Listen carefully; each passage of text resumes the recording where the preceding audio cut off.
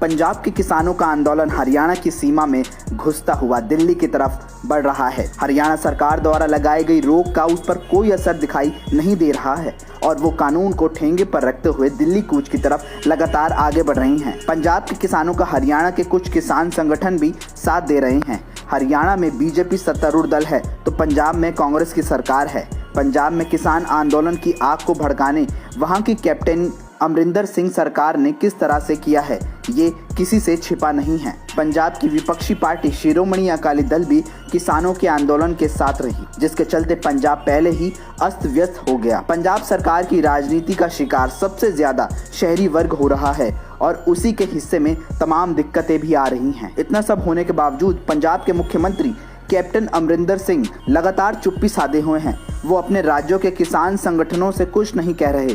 उनके आंदोलन की वजह से जिस तरह से आम जनता में हाहाकार मचा हुआ है, उसको रोकने का वो बिल्कुल भी प्रयास नहीं कर रही हैं। हाँ, हरियाणा के सीएम मनोहर लाल के ट्वीट का तुरंत जवाब देने से जरूर आगे दिखाई दे रहे हैं और ट्वीट में भी वो अपनी जिम्मेदारियों से पल्ला झाड़ रहे हैं। अपने ट्वीट में कैप्टन का कहना है कि आप किसानों एमएसपी को लेकर किसानों को कन्विंस करें, मुझे नहीं। आपको किसानों से पहले बात करनी चाहिए थी। अगर आपको लगता है कि मैं किसानों को उकसा रहा हूं, तो हरियाणा के किसान क्यों दिल्ली की तरफ कूच कर रहे हैं। इससे पहले पंजाब के सीएम के गैर जिम्मेदाराना व्यवहार को लेकर सीएम मनोहर लाल ने ट्वीट किया था कि अगर एमएसपी पर कोई आंच आती है तो वह राजनीति छोड़ देंगे। मनोहर लाल ने कहा था कि किसान आंदोलन को लेकर उन्होंने कैप्टन अमरिंदर सिंह से कई बार बात करने की कोशिश की, लेकिन कैप्टन ने बात नहीं की।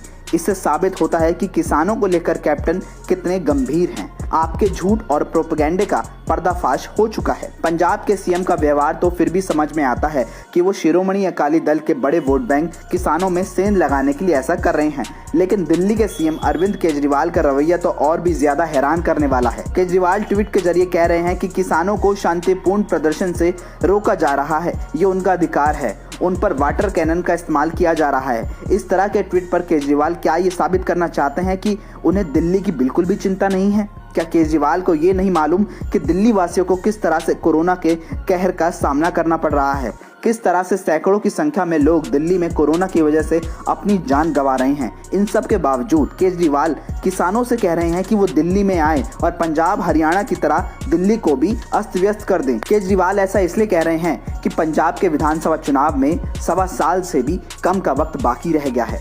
पंजाब में आम आदमी पार्टी प्रमुख विपक्षी दल है और वहां पर साल 2022 के फरवरी महीने में विधानसभा चुनाव होने हैं। पंजाब विधानसभा चुनाव में आम आदमी पार्टी का प्रदर्शन देश में उसके भविष्य पर फैसला करेगा। अगर 2022 के विधानसभा चुनाव में आम आदमी पार्टी पंजाब में सरकार बनाने में कामयाब हो जाती है तो देश के दूसरे राज्यों में उसके लिए रास्ते खुल जाएंगे और देश भर में लगातार कमजोर हो रही कांग्रेस का वो विकल्प बन सकती है।